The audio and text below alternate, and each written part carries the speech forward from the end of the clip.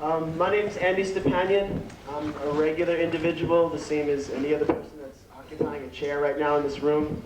And I wanted to make that a little bit clear. Like, often when people get behind a podium or something like that, there's a sense of hierarchy that comes behind it.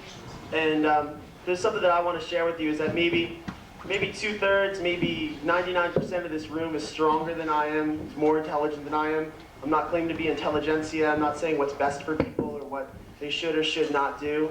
I'm going to tell you a little bit about my life experience, about how I tried to adhere to hope and try and get by, to keep on doing stuff that I was doing, stuff that I believed in, and something that I fell into that eventually changed my life, shaped my life, and I think I'm going to stick with the rest of my life. I'm going to start out by saying both an apology and a thank you. The apology is if I stutter or anything else like that, it's only because I'm nervous. And the thank you is to all the political prisoners, people that are suffering in the third world, people like political prisoners here like Jeffrey Luers and Craig Marshalls, people that were former political prisoners, people like Ashanti Alston, people like Focus, who I heard his album when I got out of prison, and it kind of kept me upbeat when I was severely depressed after I left prison. And then I'd like a moment of silence related to some people that are over in Palestine that I'm very close with. There was a woman named Kristen Shore that did my jail support when I was in prison for roughly a year. And she went over there, and she's suffering right now, and some of her friends were killed, shot, died. Other people had their homes blown up, their apartments blown up, and they've been killed. And one of her closest friends that she was rooming with for a while from the International Solidarity Movement was a woman by the name of Rachel Corrie. Rachel Corrie was run over by a bulldozer roughly 6 months ago. She died in Palestine. She was an activist for peace, advocating for a stalemate and peace between the Palestinians and Israelis and trying to expose atrocities that were happening over there. So if you guys can possibly just give me a couple of seconds of silence and think about Rachel Corrie and what she died for, I think that everyone will be thankful.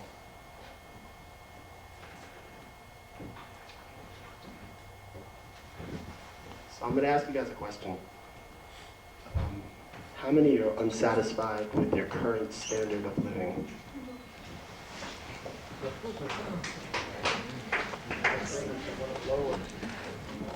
How many are unsatisfied with the state of the third world? How many of you are unsatisfied with the way we treat our natural surroundings?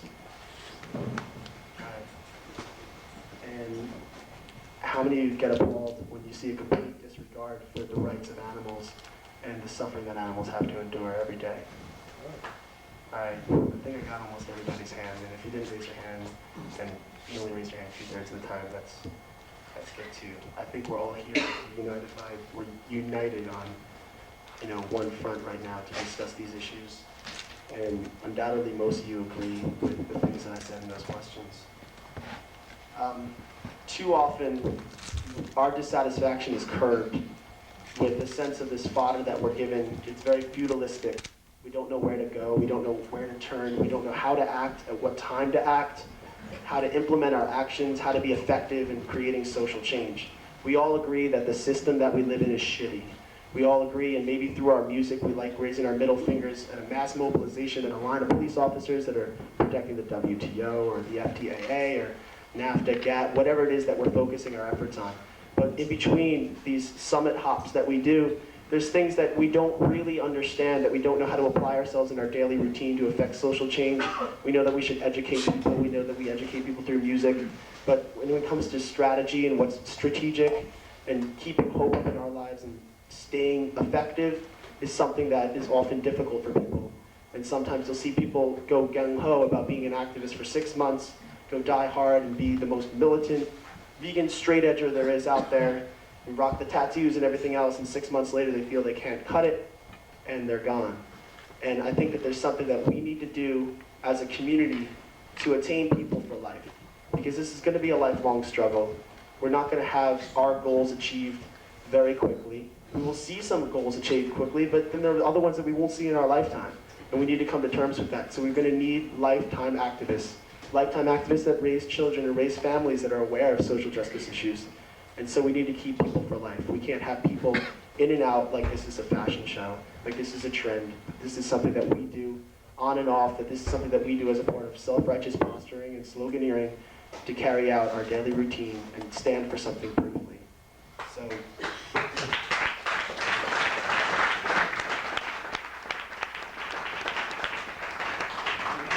that don't quote unquote sell out in that regard, there are people every day that are some of our best activists, our strongest activists, that become cynical, that become angry, that become depressed, and this is part of our reality. And this is something that we should also deal with in creating a community based upon solidarity, support, and creating hope, so that way we have lifetime activists and not activists for a period of, say, 6 months, 9 months, 1 week, whatever it may be, or whenever the songs get out of style that we all listen to that told us to go vegan or to stop buying Nike shoes, etc. I'm going to tell you just a short story about me. I don't like saying things about me, like I said earlier, in terms of hierarchy and who I am. I'm just the same as anybody else that's sitting in this room. In August of 1999, I was at a candlelight vigil outside a Macy's department store. We were trying to get them to stop selling fur. It was to go on until midnight, and roughly at 11:30, a bunch of men asked me for some leaflets because they were curious in the cause. I reached down into my bag to get leaflets, and a 14-year-old girl was hit in the back of the head with a baseball bat. My friend was hit with brass knuckles. I jumped in to help my friend. We got into a big fight. I lost my front teeth. My friend got a concussion, was bleeding out of his ears, had internal hemorrhaging. A lot of us were hurt. They escaped the police. We didn't know who they were. We knew their tattoos.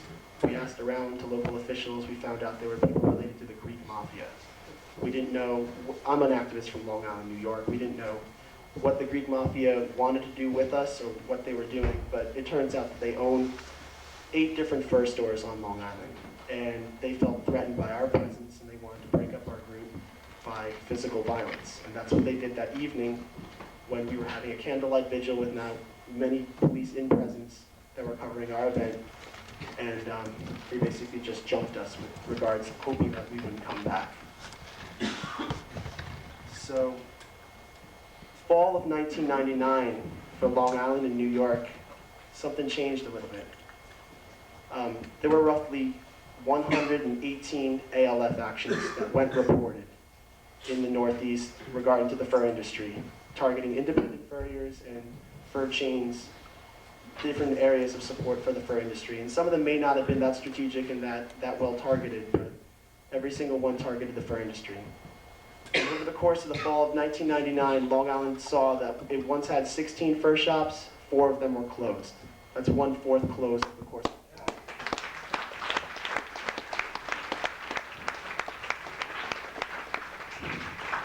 2 of those fur shops were owned by the Greek mafia and their affiliates. So some of them were taken over. And this is kind of where, I guess, I come into this story of Babel, or whatever you want to call it.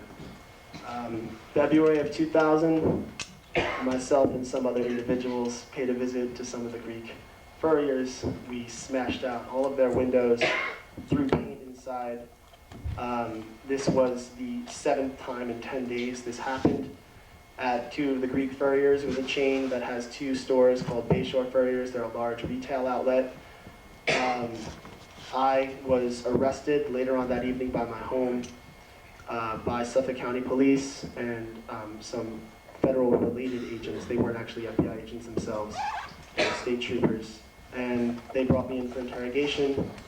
I was later released on bail, and I went through a court case. Through my court case, a bunch of things happened, a lot of dramatic things happened. I was eventually convicted. I was convicted on accessory to criminal mischief in the 3rd degree, which is an E felony. It's the lowest class of felony there was. And I was sentenced to 90 days in prison and 5 years probation. I started serving my prison sentence in January of 2001. Did my 90 days jail, and as I got out, people that I became friends with just briefly from the UK came over here to America and started planting seeds of dissent on a laboratory called Huntington Life Sciences. And at Huntington Life Sciences, a campaign developed in April of 2001 targeting the laboratory itself and then eventually some of their senior staff with a national demonstration that happened on April 2nd outside the laboratory, which saw a few people arrested, but tons and tons of media coverage, and immediately thereafter one of